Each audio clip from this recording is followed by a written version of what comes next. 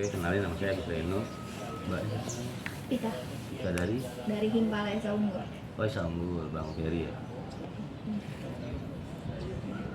Ririn dari Net Advent. Waduh, Riyad dari rumah. dari rumah. Nah, kapan Mbak?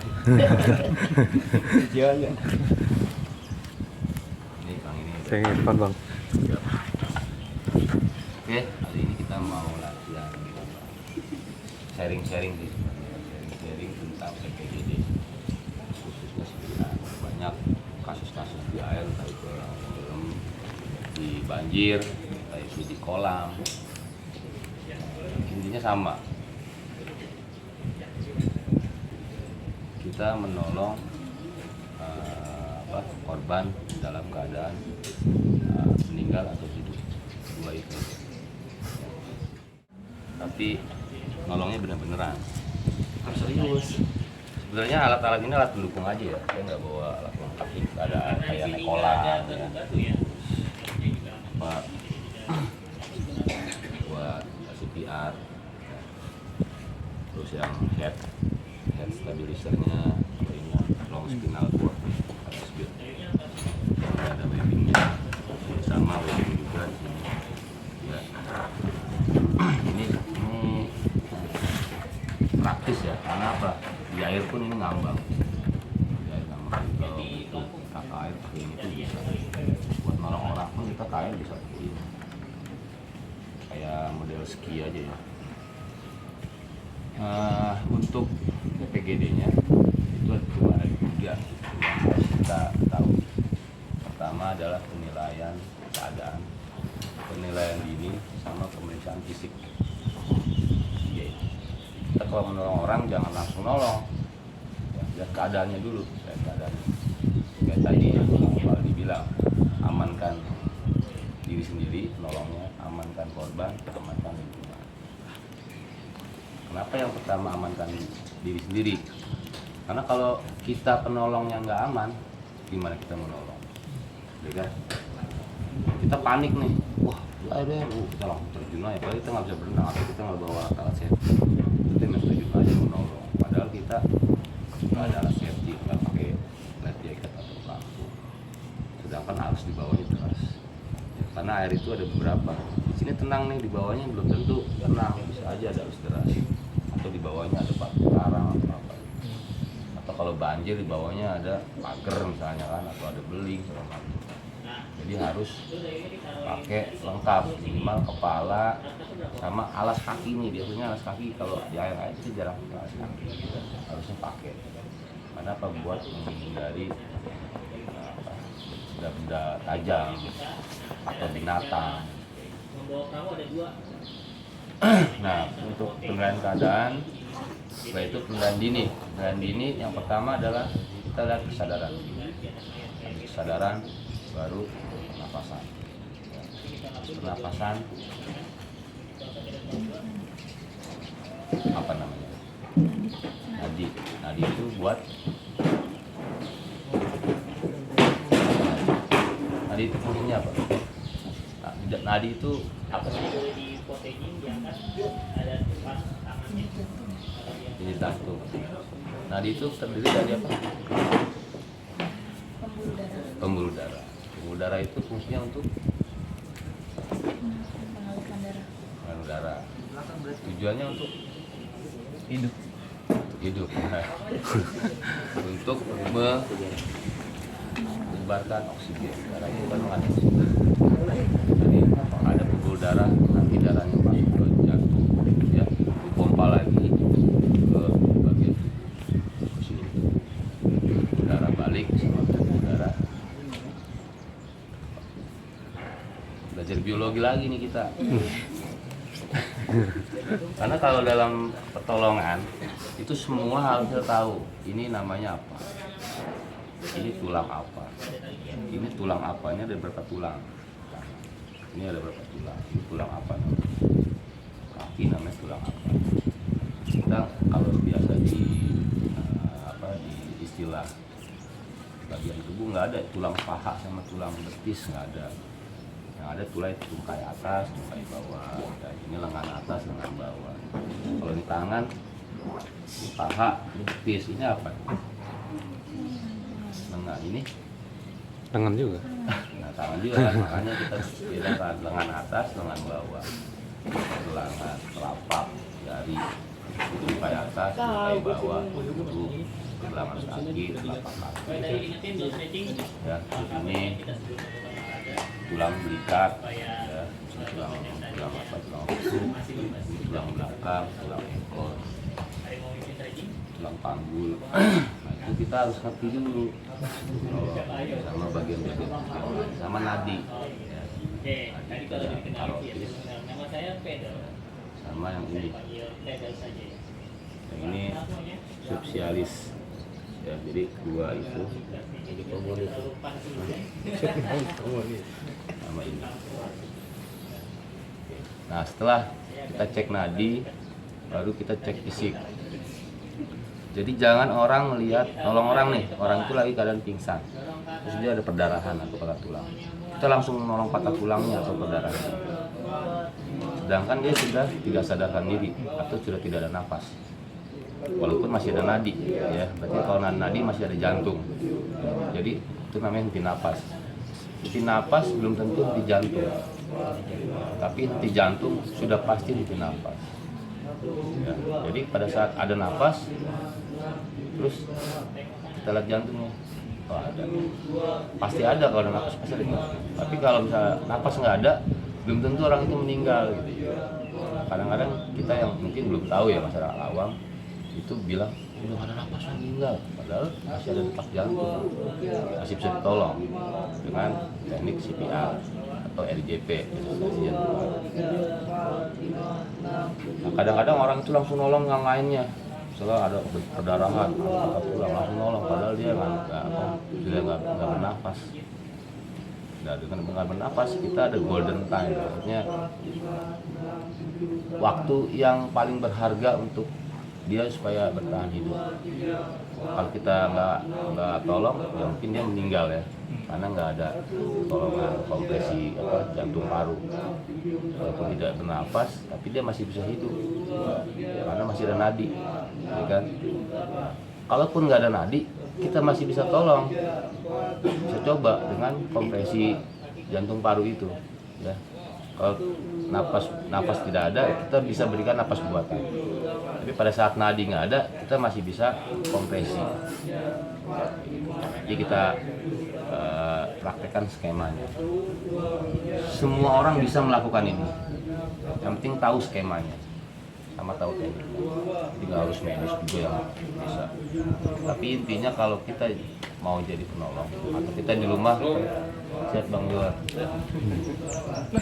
atau kita terpaksa harus dipaksa jadi penolong, itu mau nggak mau, jangan ragu-ragu, jangan coba-coba, jangan sama-sama. Kalau teman-teman nggak berani nolong, udah mendingan gak usah nolong, ragu-ragu. Tapi kalau kita punya ilmu atau wah gue udah pernah belajar, udah jangan ragu-ragu. Ya. Tapi apa? Harus tadi 3A, amankan kita, amankan korban, sama amankan lingkungan. Dan jangan sekali-kali menolong sendirian tanpa ada saksi, karena ada hukumnya. Pada saat orang itu tadinya hidup, pada saat kita tolong, orang itu meninggal, kita dihukum. Karena apa? Kita disangka meninggal. Karena tidak ada saksi, walaupun kita sebenarnya dalam pertolongan itu masih hidup. Tapi namanya takdir ya, kita kan namanya usaha kan. Pada saat kita nolong, memang takdirnya mereka suka, dia udah mau meninggal, udah meninggal. Tapi tidak ada saksi bahwa kita itu mau nolong. Jadi kalau mau nolong, izin dulu sama orang sekitar atau sama keluarga yang terdekat. Kalau ada keluarga di situ atau ada petugas, Pak, saya dari Impala, saya pernah belajar ini, nama saya ini, saya boleh menolong Pak, apa sebagai saksi? Oh silakan deh, baru kita menolong. Jadi gitu, menolong itu nggak langsung, jangan, nanti disangkanya kita malah ini orang jahat, kan banyak orang kayak gitu kan, telepon, fotonya hilang, apa hilang, kadang-kadang bawanya, oh saya tahu nih, bawa itu. Kadang-kadang orang kecelakaan baunya tangan sama tangan dipegang, kaki sama kaki dipegang, tarik. Padahal dia ada kasus patah tulang. Bukannya tambah benar itu patah, malah parah gitu, bisa fatal gitu. Kayak gitu-gitu. Sekarang skemanya adalah seperti ini. Ayo, siapa yang mau? Kang Rudi. Izin. Sini aja. Sini aja. Ini saya tambah ini ya, kalau untuk kondisi di kejadian tidak akan seramah ini. Percaya sama saya. Percaya tidak akan menemukan kondisi kita kalem kita ini. Panik itu udah pasti, kedua keramaian. Kalau teman-teman bahkan masyarakat cenderung anarkis disebabkan oleh tindakan provokatif. Tindakan provokatif itu apa? Buruan tolongin gitu. Kalau kita harus mempermalukannya 3 tadi. Kalau teman-teman ngeliat Twitter kemarin, ngeliat Twitter, kapal tim SAR itu dilemparin warga karena warga minta tim penyelam. Tapi kalau secara teknis sudah tidak butuh tim penyelam gitu kan, artinya ada gitu. Kita anggap sekarang yang pernah saya alami di kejadian memang masyarakat cenderung kerumun dan asal angkat. Angkat gitu kan, mau kecelakaan daerah atau kecelakaan daerah. Yang penting teman-teman yang pertama tuh yakin gitu, untuk mengendalikan situasi. Misalnya korban sudah diangkat. Teman-teman juga kemarin sebelumnya belum bisa lihat lah orang angkat korban tenggelam yang harusnya bisa selamatkan sembarangan tolong orang tuh ramai ngerumun, artinya ruangan tidak terbuka. Teman-teman harus bisa menguasai situasi. Menguasai situasi itu teman-teman harus tegas. Tadi sudah dibilang. Kalau yang biasa dilakukan oleh teman-teman adalah perkenalkan diri ketika kamu korban. Pak, saya tim rescue, dengan suara yang lantang. Gak usah takut. Karena kondisi gitu masyarakat akan mengikuti arahan dari orang yang bagi masyarakat itu bisa percaya. Pak, saya tim rescue. Nama saya Valdi, saya dari tim rescue, gitu kan. Saya akan cek, tolong minggir dulu. Kasih ruang untuk napas dan kasih ruang untuk tim penyelamat. Tapi kita jangan diam. Kasih ruang dulu, Pak. Oke. Tapi jangan sampai kontak fisik ya. Pak, kasih ruang. Biar saya akan cek korban, gitu. Tadi seperti Bang Gus bilang, perkenalan nama ke korban dan saksi harus ada. Ada korban yang kita dulu pernah dengar pendaki udah hipotermia tidak mau oleh laki-laki. Kita mungkin pernah dengar berita kayak gitu.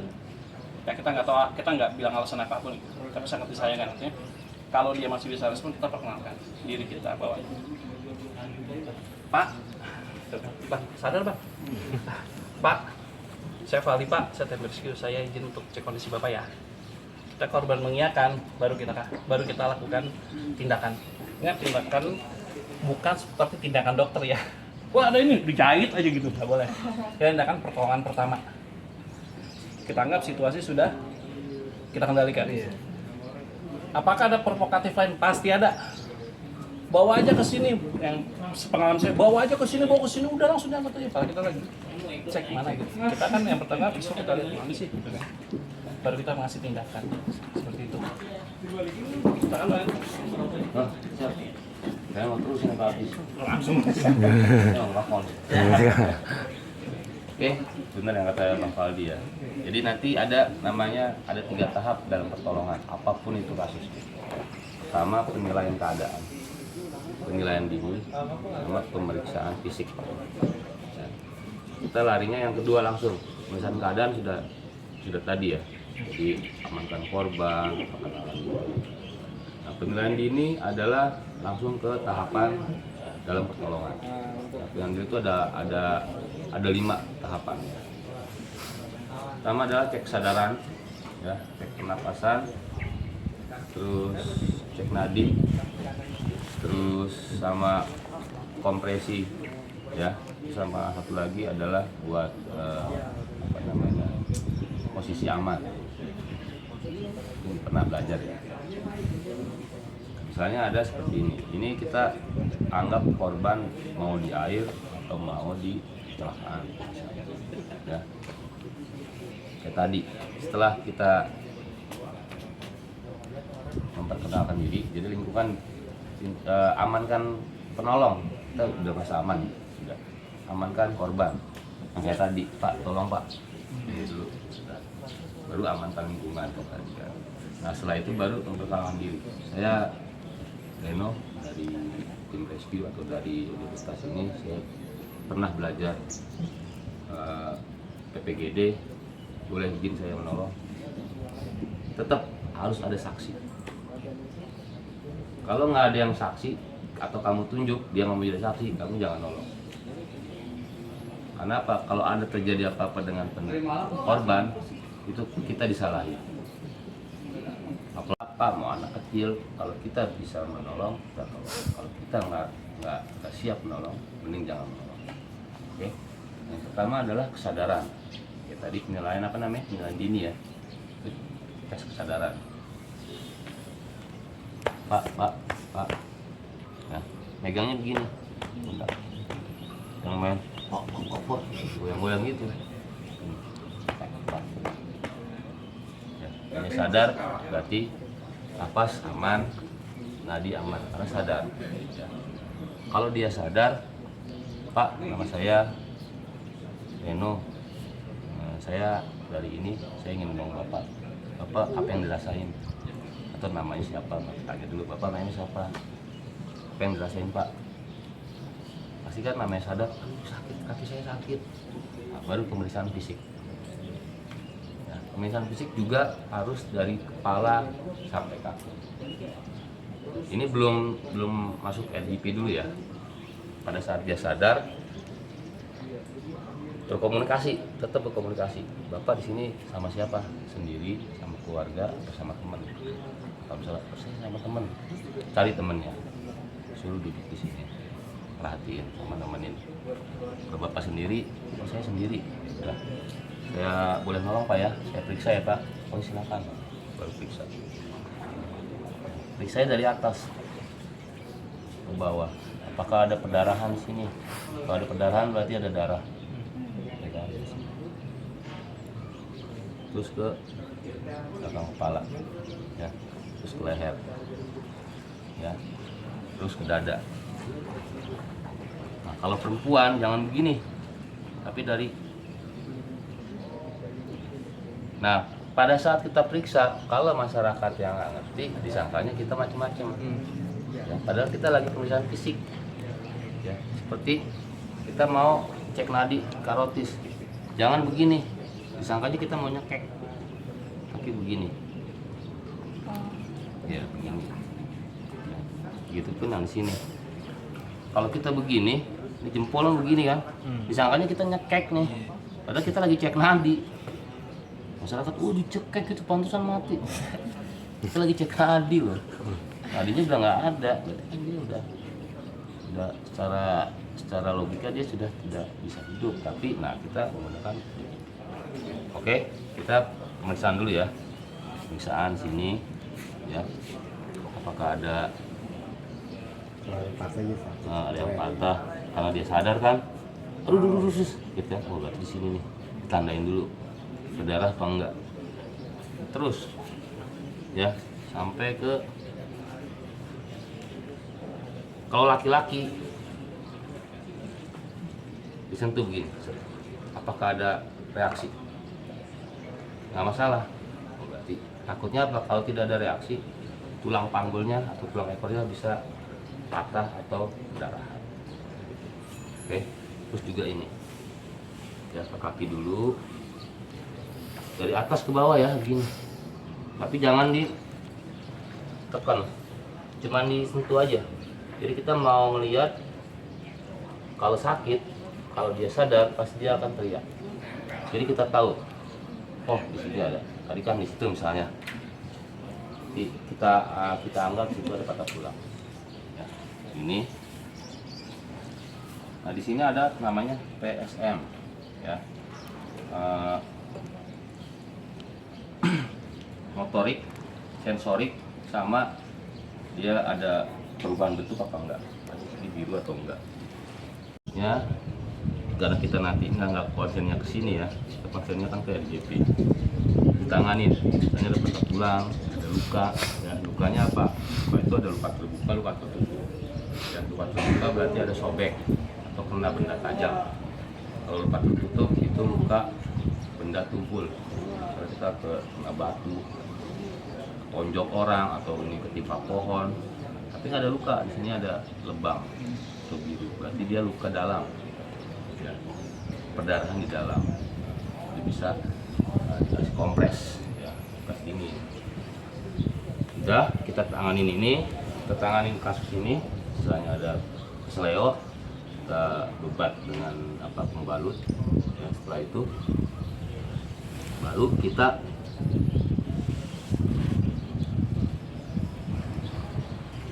ini namanya posisi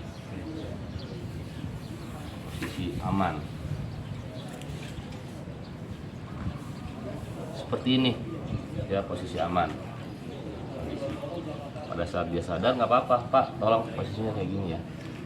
Pada saat dimasukin ke mana handuk, posisinya kayak gini jangan masalah, karena ini posisi aman. Lebih bagus sebelah kiri daripada ke kanan. Tapi kalau kondisinya yang sini patah, nggak bisa kayak gini, ya harus ke kanan. Karena apa? Jantung itu ada di sini, bukan di sini. Khususnya kalau di air, kalau orang tenggelam, logikanya apa? Orang itu akan minum air, masukkan air. Ya. Jadi supaya dia keluar, posisinya kayak gini dulu dalam nolong. Ya, supaya airnya keluar. Dan di sini jantung. Pada saat nanti saluran ke jantung, ke paru-paru, kan paru-paru ada dua ya, kanan kiri. Tapi di sini ada jantung, jadi yang saluran itunya ketekan sama jantung, dia akan sedikit kemari airnya masuk. Tapi kalau ke sini, ya ke kanan, takutnya airnya akan masuk lagi, cepat langsung ke paru-paru. Jadi kita usahakan air itu jangan masuk ke paru-paru. Benda apapun, air, cairan, makanan. Nah ini posisinya namanya posisi aman atau posisi stabil. Walaupun dalam keadaan sadar. Oke, sampai di sini ada yang mau ditanyakan dulu? Gitu dulu. Itu aja gitu ya. Tanyain nggak? Pernah punya kasus? Tadi kan posisinya kalau si korbannya sadar ya, kalau korbannya nggak sadar, kita tahu itu patah atau gimananya? Dari Gimana? perubahan bentuk, Oh, perubahan bentuk. warna, perubahan bentuk sama bunyi. Tadi dia tidak sadar nih. Pada saat dia tidak sadar, yang dicek pertama apa? Napas. Setelah napas, nah, jangan dia udah nggak sadar nih, Pak. Ini kita ulang lagi dari awal ya. Pak tadi kan sadar, sekarang tidak sadar. Pak. Ya. Masih nggak sadar. Kita lihat jalan napas. Napas itu ada 3, merasa, melihat, mendengar. Melihat, kita lihat ininya. Kalau orang napas pasti ngembang. Ya. Kita rasa dengan pipi di hidung, ada hembusan nggak? Sama kita dengar. Jadi kita begini tuh tiga yang kita lakukan: melihat, merasa, mendengar. Itu napas, cara melihat napas. Napas ada, langsung cek nadi karotis 2. Nadi ada, ya, nadi ada, berarti korban masih hidup, walaupun lemah, ya. Apa yang kita lakukan? Pernapasan buatan, supaya dia bernapas lagi dan dia sadar lagi. Ya. Nah, pernapasan buatan itu bisa 5-10 kali, atau 2-10 kali. Napas dulu, tapi jangan pakai kompresi, karena dia tidak ada napas, bukan tidak ada detak jantung. Detak jantungnya masih ada. Ya, kita mau pernapasan buatan buat supaya dia bernapas kembali. Ya, bisa 2-5 kali atau sampai 10 kali. Napasan buatan begini, ya. Nah, ini namanya buka jalan napas. Ya, tarik dahi, angkat dagu. Buka jalan napas. Ya. Sebelum kita ngasih napas buatan, kita lihat dulu apakah ada benda yang di mulut. Misalnya ada gigi palsu, atau ada dia habis makan, ya. Setelah itu baru kita korek, ya. Bisa dengan alat atau kalau tangan ya, kalau bisa jangan yang kotor, kita bersihkan tangan dulu ya, atau pakai sarung tangan. Kita korek kalau misalnya ada benda, misalnya gigi palsu atau dia lagi makan keselak, ya kan. Setelah itu baru, soalnya apa, kalau kita nggak membersihkan mulutnya itu kan masuk dengan jalan napas nanti. Pada saat kita ngasih pernapasan buatan itu akan tertahan. Karena apa? Ada benda yang di dalam atau ada air. Makanya orang pengelim ini airnya harus keluarkan dulu sebenarnya. Tapi nggak usah sampai habis, tetap nggak apa-apa. Yang penting dikeluarin dulu. Setelah itu baru kasih napas buatan. Ya, napas buatan. Pertama ya, buka jalan napas ya. Namanya airway. Buka jalan napas. Pertama kan danger itu bahaya, dia mengamalkan bahaya. Akhirnya responnya gimana tadi, sadar apa enggak?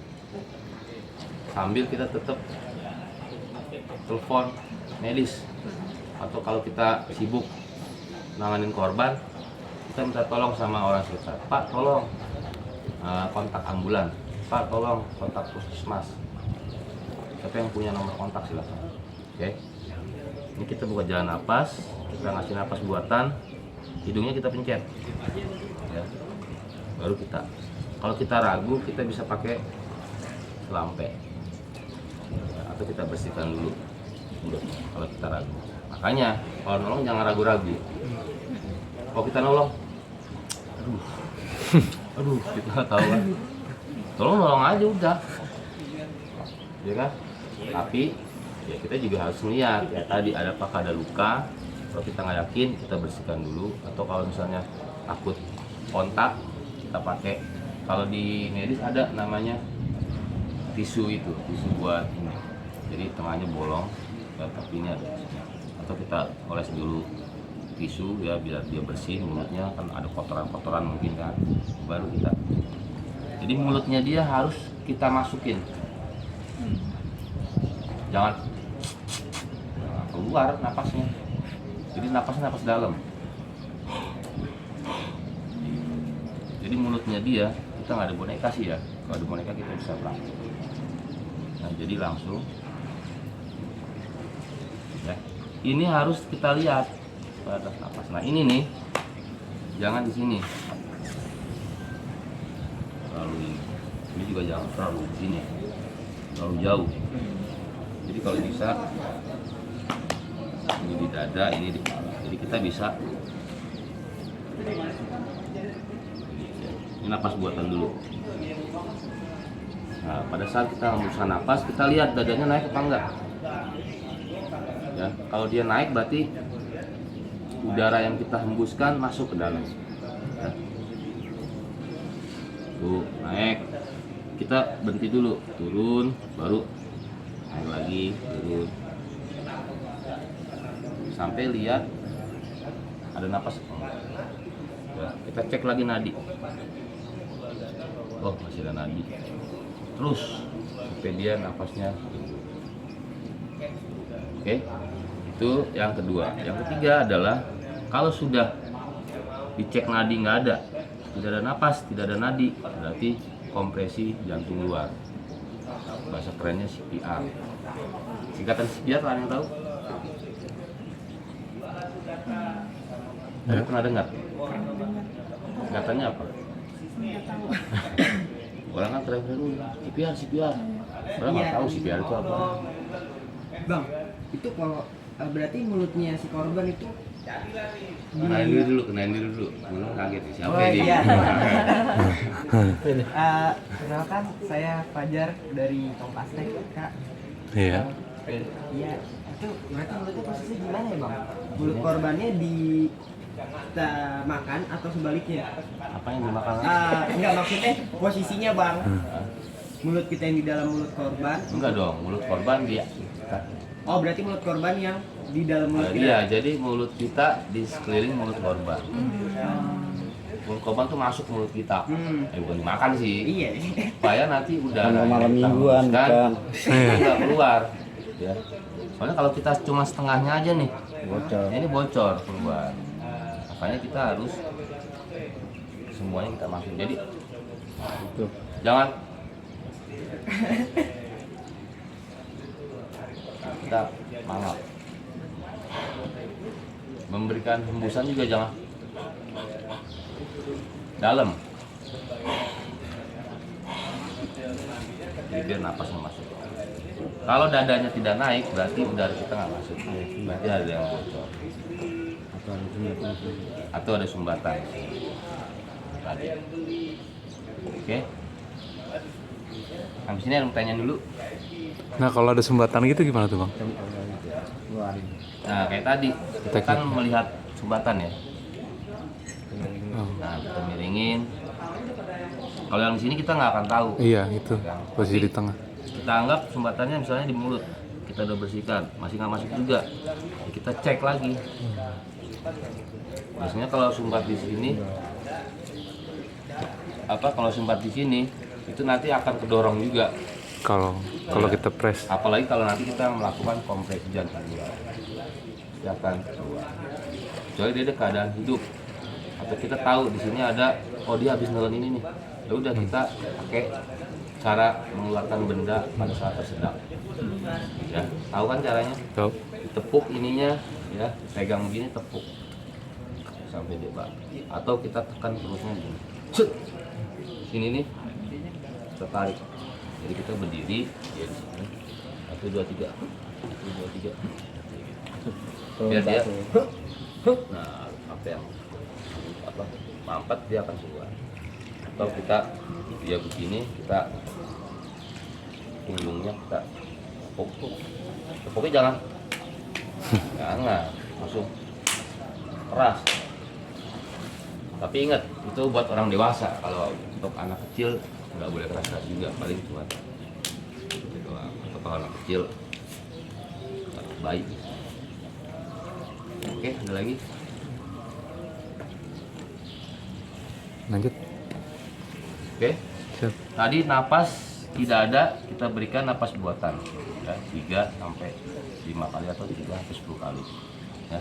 Setelah itu napas ada, kita nggak usah sadarin langsung ya. Napas ada, nadi ada, berarti orang itu aman. Langsung posisi stabil. Set. Pindahkan ke tandu, misalnya ada ambulan, bawa ke ambulan. Atau dia kondisinya di tengah gunung atau di mana, bawa tempat yang aman. Kalau tempatnya udah aman, siap. Kalau tempatnya aman, ya udah tunggu. Tapi tetap cek, ya, tetap cek nafas, cek nadi, ya, sama cek pemeriksaan fisik, ya.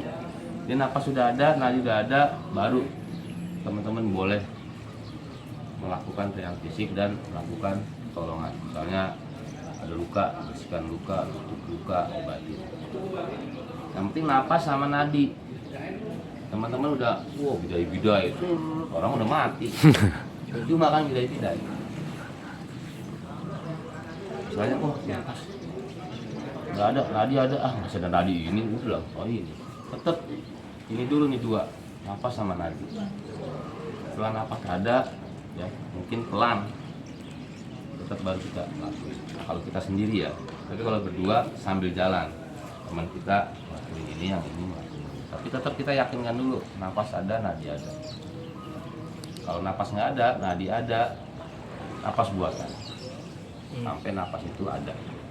Napas nggak ada, nadi nggak ada, baru RJP, ya, atau CPR. Ada yang tahu CPR nggak? Enggak. Dua yang berdatang. Enggak kok.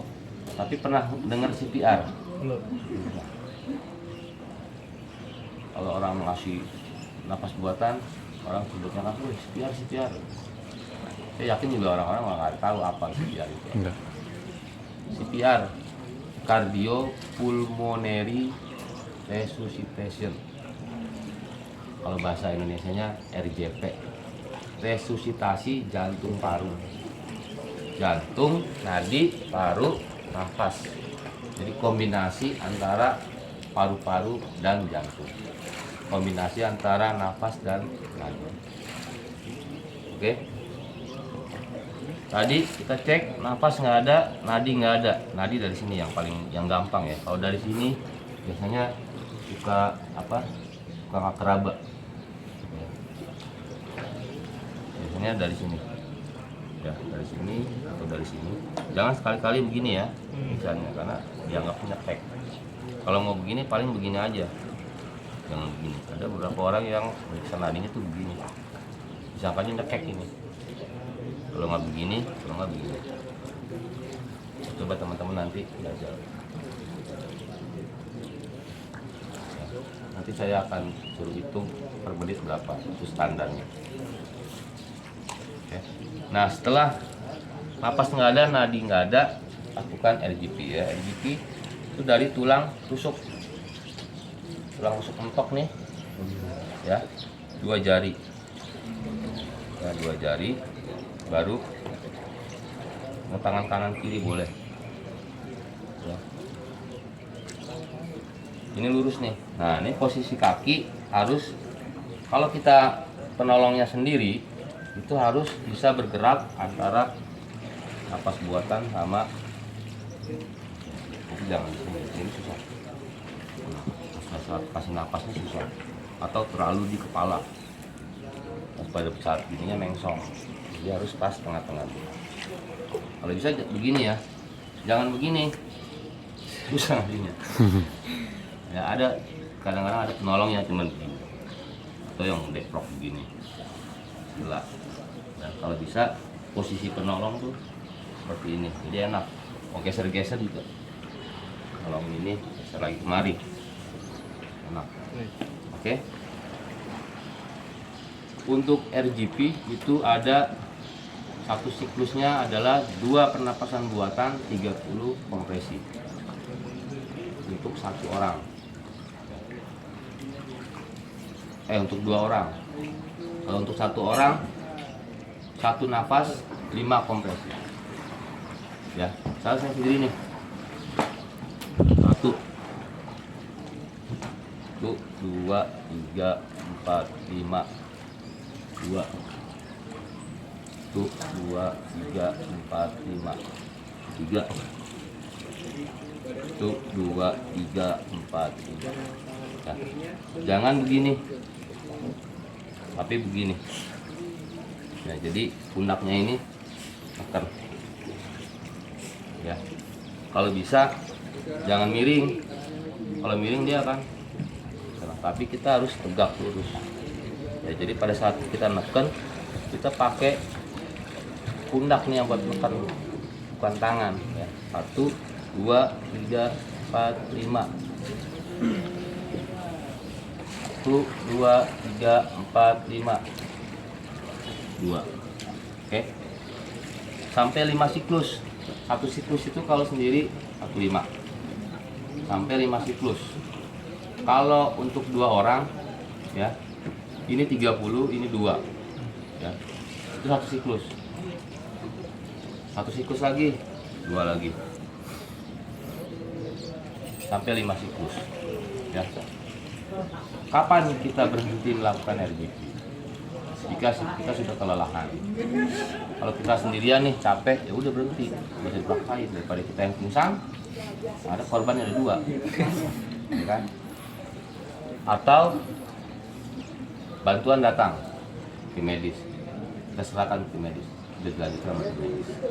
Atau sama teman kita gantian, udah capek nih kita gantian dulu, kita istirahat, ambil kita periksa yang lain. Ya. Setelah teman kita udah capek lagi, bantu lagi.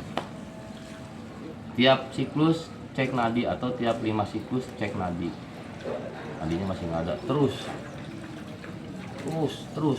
sampai yang tadi kita kelelahan, bantuan datang, atau sudah tidak ada harapan lagi, orang itu selesai. Yang penting intinya kita sudah berusaha menolong. Oke. Pada saat 5 siklus nadi ada, ya, nadi ada, napas buatan tetap sampai napas ada. Setelah itu baru apa namanya, posisi stabil. Gini aja udah. Ini jangan begini ya, tapi begini. Kenapa? Kalau begini, ini sama ini beda. Teman-teman ke matahari pakai ini apa pakai ini, panasan yang mana? Panasan yang mana? Ini sama ini. Yang sensitif yang mana? Ini apa ini? Ini. Iya. Nanti jangan begini. Kalau begini, ini kena apa? Kena kalau panas atau kena kerikil itu sakit. Tapi kalau begini enggak. Jadi posisinya begini. Karena ada beberapa yang saya lihat dia begini. Ini baru begini.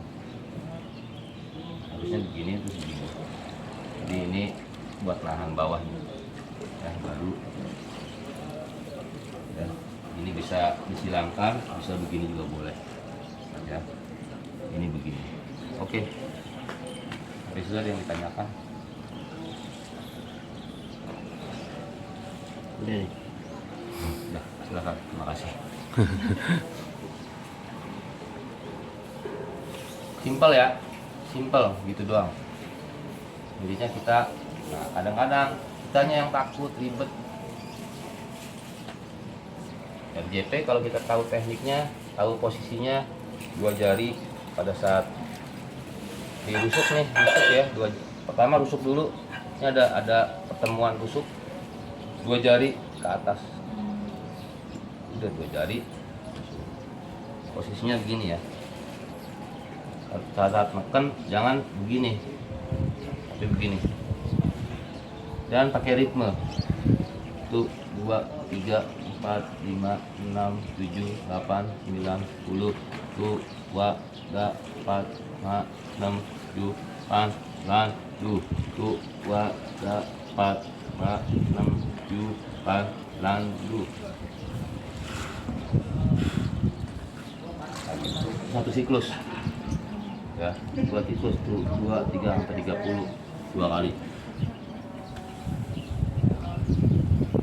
Kalau ada 2 orang, yang ini sendiri, yang ini sendiri. Tadi untuk 2 orang ya. Kalau 1 orang berapa? 1, 5.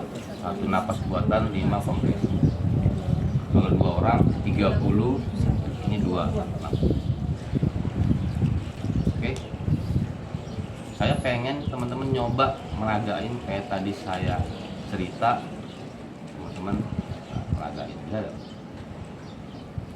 Daripada saat ada korban nih, ketemu korban, wah korban, ada orang, Pak, kenapa Pak?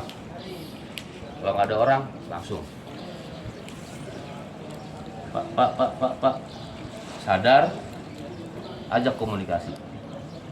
Ya misalnya nggak ada orang, ajak komunikasi. Pak, nama saya Budi, saya mau nolong Bapak kenapa? Nama Bapak siapa? Saya jatuh tadi sakit. Saya periksa ya Pak. Berarti kalau udah ngomong berarti napas ada dong. Napas nadi ada karena ngomong duduk. Baru periksa tadi pemeriksaan fisik dari kepala. Bapak kalau sakit bilang ya, teriak. Apakah ada darah? Karena apa kita harus sampai bawah ya. Pada saat periksa ini kita sampai bawah, pegang bawahnya. Karena kadang-kadang darah di bawah nggak kelihatan. Di atas pencet nggak sakit, ke bawah. Pencet nggak sakit, ke bawah. Sama yang tadi, motorik, sensorik, sama perubahan bentuk, warna. Ya. Berani? Ada yang mau coba? Simulasi? Siapa yang mau jadi korban, siapa yang mau jadi penolong, tergantian. Karena kalau teman-teman tidak melakukan, teman-teman akan nggak tahu, akan lupa. Teman-teman cuma ngeliat dengan saya. Kalau teman-teman ngelakuin, iya, sini apa ya sebutannya ya? Gak apa-apa salah, belajar pasti salah. Nanti urutannya ada kelewat, kita bareng-bareng. Oke, sampai posisi stabil.